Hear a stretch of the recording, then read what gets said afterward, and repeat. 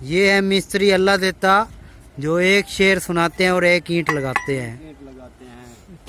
और जब तक आप इनके शेर नहीं सुनेंगे तो ईंटें लगना भी मुश्किल है। हाँ ते मेरे वास कुछ नहीं, मैं बहुत मजबूर हाँ। हाँ मैनू ने तो लफ्ज सुना नहीं ते बेकीमत दर्द नू वहिंदियां कर ओ कीमती सजन वंजा नहीं। वाह, ये थे अल्लाह दिता मिस्त्री जो काम के साथ साथ शायरी भी करते हैं। मन गन मसात सोना ते टेक पाव अज दी रात सोना। वाह कीता यार हम छड्डे ना क्या बात है। काम चल रहा है पर हम करो। हाँ आज की रात अगर है बबूटा है। ये एक ईंट लगाते हैं, एक शेर सुनाते हैं साथ। मशहूर मिस्त्री अल्लाह देता।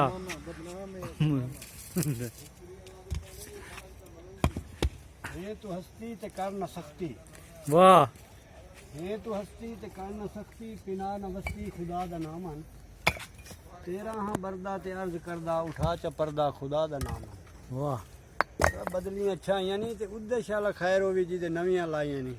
वाह हैं ये दे। बड़ा उन तो पर खोले उस अखाई सावा रंग हाई बे रंग च कीता ही ते तख्तू ला के मलंग च कीता ही। हाँ। जफर दे हां ते तू समदारी आए ते सप दा पुत्तर आए ते डंग च कीता ही। वाह, चल बस कर हुन तारीफां ना कीती जा भाई। ये अल्लाह देता मिस्त्री थे जो एक ईंट लगाते हैं और एक शेर सुनाते हैं साथ, आते हैं और इस तरह अपना काम खींचते हैं। बंदे दी परड़ हो जाती है, यही आख दे ना।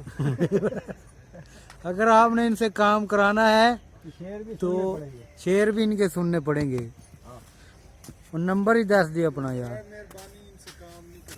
अगर करवाना है तो फिर बर्दाश्त भी होगी। मैं पा रहा ना नेट पे।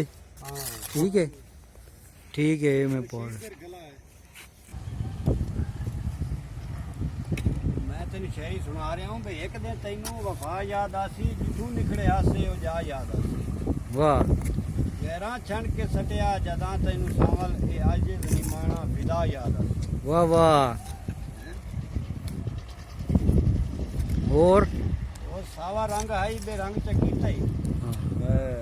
ते तख्तू ला के मलंग च कीता ही।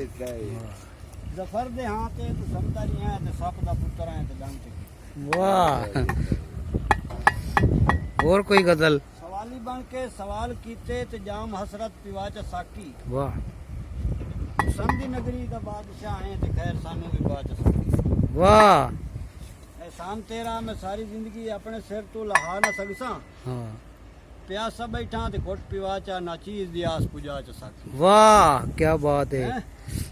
ਹੁੰਦਾ ਕਿਸੇ ਨੂੰ ਨਾਜ਼ ਅਦਾਵਾਂ ਦੇ ਤੇ ਕਿਸੇ ਨੂੰ ਨਾਜ਼ ਵਫਾਵਾਂ ਦੇ। हाँ ਅਸਾਂ ਪੀਲੇ ਪਾਤਰ ਦਰਖਤਾਂ ਦੇ, ਸਾਨੂੰ ਰਾਂਦੇ ਨੇ ਖੌਫ ਹਵਾਵਾਂ ਦੇ। वाह हैं क्या बात है भाई।